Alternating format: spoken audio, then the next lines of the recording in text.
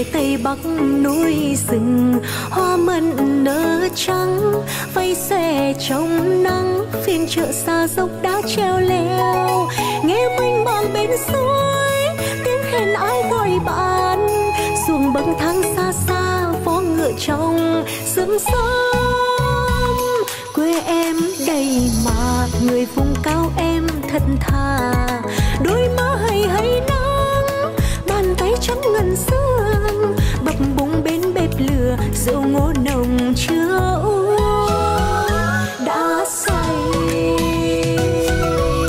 Về cùng em đi hơi lòng tông, say trong hương nồng anh trao khăn hồng hẹn cùng bên nhau.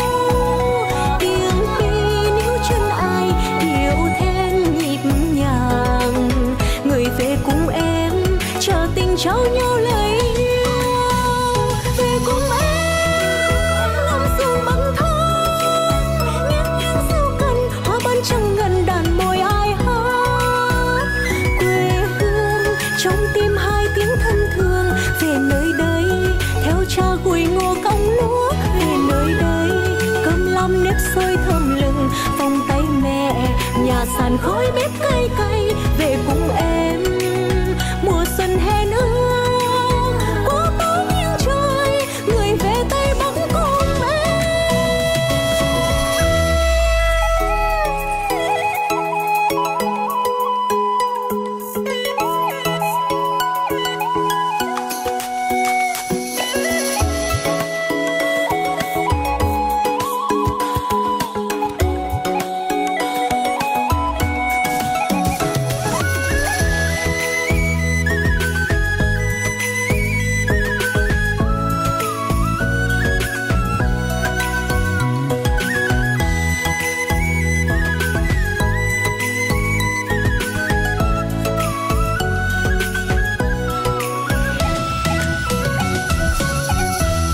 Theo em anh về Tây Bắc núi rừng, hoa mận nở trắng vây xòe trong nắng. Phiên chợ xa dốc đã treo leo, nghe mênh mang bên suối tiếng khen ai gọi bạn.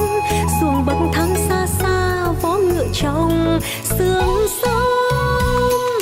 Quê em đầy mà người vùng cao em thật thà, đôi má hay hay nắng, bàn tay trắng ngần sương, bập bùng bên bếp lửa rượu ngô nồng chưa uống đã say.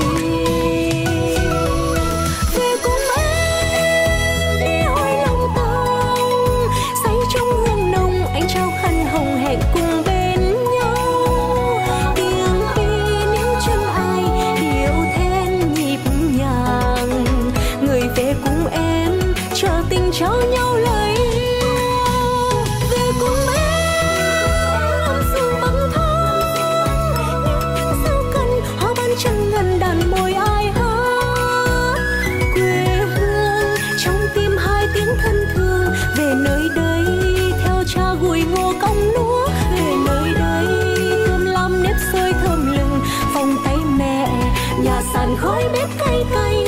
Về cùng em mùa xuân hè ương có bóng nghiêng trời, người về Tây Bắc cùng em.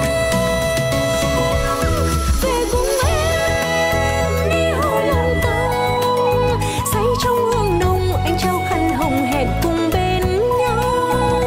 Tiếng pi níu chân ai điệu then nhịp nhàng, người về cùng em chờ tình trao nhau lời yêu. Về cùng em ngắm sương băng thơm, nghiêng nghiêng dâu cần hoa ban trăng ngần đàn môi ai hát.